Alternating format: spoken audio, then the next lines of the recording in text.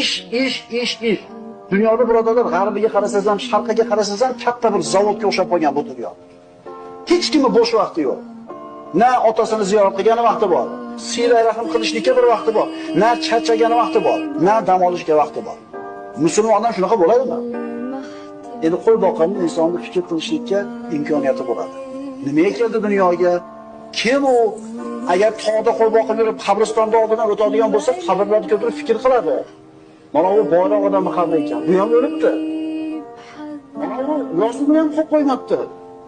Kambag'al ekan. Demak, bu ham o'libdi. Men ham o'laman ertaga. Fikr qilishga fursat bo'ladi.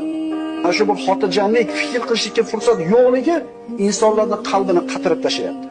Bunda insonda tinimsiz ish bo'ladi, g'aflat bo'ladi, o'lim kelgunicha dunyo matosiga bo'lgan hirs bo'ladi. Ishlash yaxshi birodarlar, ishlash kerak, ammo uni haddi chegarasi bo'lishi kerak.